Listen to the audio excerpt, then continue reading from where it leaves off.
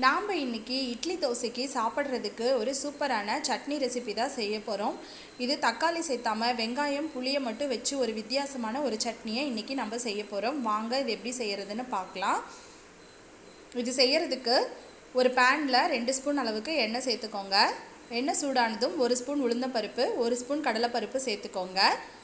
பருப்பு நல்லா ஓரளவுக்கு செவந்து வரட்டும். மீடியம் ஃப்ளேமில் வச்சு நல்லா வறுத்து விட்டுக்கோங்க. இப்போ பாருங்கள், பருப்பு நல்லா செவக்க ஆரம்பிச்சிருச்சு.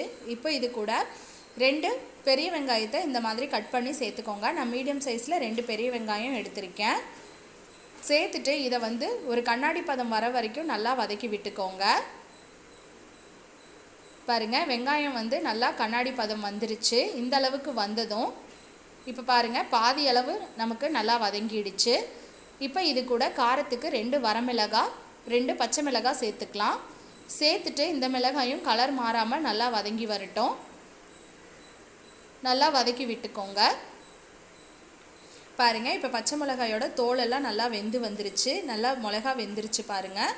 இப்போ இது கூட ஒரு சின்ன நெல்லிக்காய் அளவு புளி எடுத்துக்கோங்க. நம்ம இன்றைக்கி தக்காளி சேர்க்க போகிறது கிடையாது, புளியை மட்டும் சேர்த்து செய்ய போகிறோம். கூடவே ஒரு 2 ஸ்பூன் அளவுக்கு தேங்காய் சேர்த்துட்டு கொஞ்சமாக கொத்தமல்லி சேர்த்துக்கோங்க. சேர்த்துட்டு இதனோட பச்சை வாசனை போகிற வரைக்கும் நல்லா வதக்கிக்கோங்க. பாருங்கள், இப்போ எல்லாம் நல்லா வதங்கிடுச்சு. இப்போது அடுப்பை ஆஃப் பண்ணிவிட்டு இதை நம்ம ஆற வச்சிடலாம். இது ஆறுனதுக்கு அப்புறமா மிக்ஸி ஜாரில் சேர்த்து நம்ம அரைச்சி எடுத்துக்கலாம். இது அப்படியே ஆறட்டும். இப்போ பாருங்கள், ஆறுனதுக்கு அப்புறமா மிக்ஸி ஜாரில் சேர்த்தியாச்சு.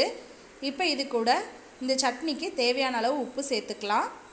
சேர்த்துட்டு கொஞ்சமாக தண்ணி சேர்த்து நல்லா மைய அரைச்சி எடுத்துகிட்டு வந்துடலாம். பாருங்கள், இந்த மாதிரி நல்லா மைய அரைச்சி எடுத்துகிட்டு வந்துடுங்க. இப்போ இதை ஒரு பாத்திரத்துக்கு மாற்றிட்டு கொஞ்சமாக மிக்ஸி ஜார் கழுவி தண்ணி சேர்த்துக்கோங்க. சட்னி கெட்டியாக இருந்துச்சுன்னா இப்போ தாளிப்பு கரண்டியில் 1 ஸ்பூன் எண்ணெய் சேர்த்துட்டு கொஞ்சமாக கடுகு சேர்த்துக்கோங்க.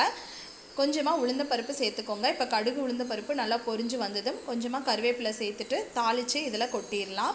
அவ்வளோதாங்க, இட்லி தோசைக்கு சூப்பரான தக்காளி இல்லாத வெங்காய சட்னி சூப்பராக ரெடி ஆகிடுச்சுங்க. இதனோட டேஸ்ட் ரொம்பவுமே நல்லாயிருக்கும். இந்த மாதிரி நீங்கள் ட்ரை பண்ணி பாருங்கள், ரொம்பவுமே டேஸ்ட்டாக இருக்கும். அவ்வளோதான் ஃப்ரெண்ட்ஸ், இந்த வீடியோ உங்களுக்கு பிடிச்சிருந்தா வீடியோக்கு ஒரு லைக் கொடுத்துட்டு மறக்காமல் நம்ம சேனலையும் சப்ஸ்கிரைப் பண்ணிக்கோங்க. இந்த ரெசிபியை நீங்கள் வீட்டில் ட்ரை பண்ணி பார்த்துட்டு எப்படி வந்துச்சுன்னு கீழே எனக்கு கமெண்ட் பாக்ஸில் கமெண்ட் பண்ணுங்கள். தேங்க்யூ.